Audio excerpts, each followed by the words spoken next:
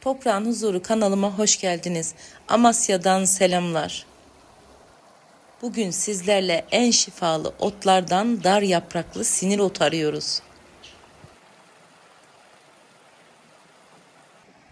Doğada kendiliğinden yetişebilen dar yapraklı sinir otu, bakın burada çiçeklenmeye, tohum olmaya başlamış.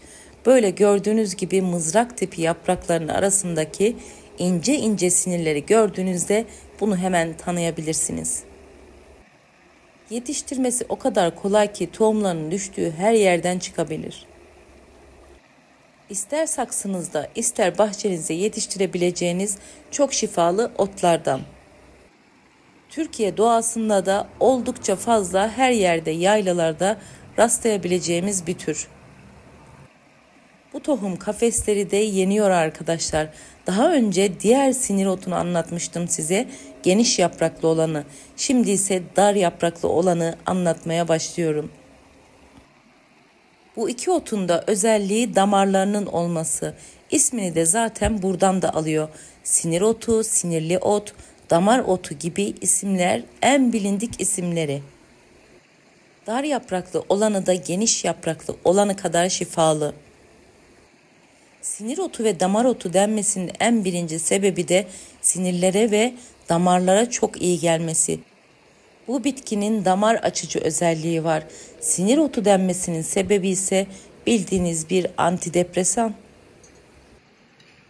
Halk arasında o kadar çok isimle anılıyor ki hangi hastalığa şifa olduysa o isimle anılıyor.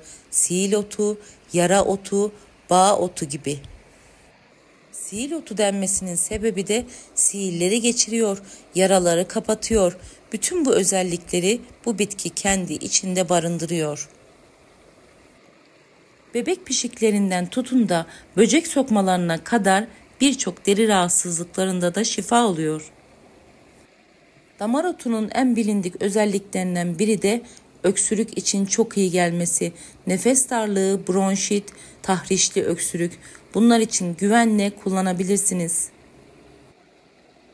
Günlük kabızlık ya da hazımsızlık şikayeti çekiyorsanız günde 1 fincan sinir otu çayı tüketebilirsiniz.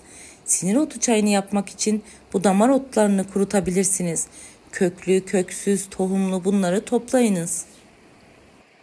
Salatalarınızda, yemeklerinizde çiğ olarak kullanabilirsiniz. Tohumlarından turşu yapabilirsiniz. Kurutup yemeklerinize katabilirsiniz. İsterseniz şurubunu yapabilirsiniz. Sadece damar otunu kullanmak için böyle doğal, güzel bir ortamdan toplamanız gerekir. İlaçsız ve yabani ot ilacı kullanılmayan yerlerden toplamanızı özellikle tavsiye ederiz. Damar otunun şu çiçekli halleri o kadar güzel ki nerede görürseniz görün mutlaka bunu tanırsınız. Doğada başınıza bir iş geldiğinde en kolay yapabileceğiniz bir tutam damar otunu çiğnemek ve yaranın ya da böcek sokulan yerin üzerine koymak. Anında bu kadar etkili olan damar otu kadim bilgiler içeriyor. Sinir otu yüzyıllarca kullanılan bir bitki.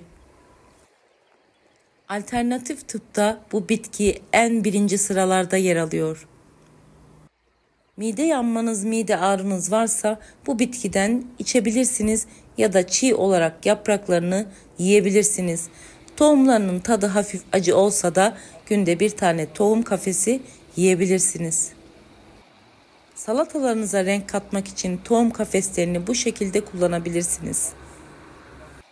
Bu otu nerede görürseniz görün mutlaka toplayın, yıkayın ve kurutun. Mutlaka evinizde bir gün işinize yarayacak. Sadece hasta olduğunuzda değil, kurutarak yemeklerinize nane gibi de kullanabilirsiniz.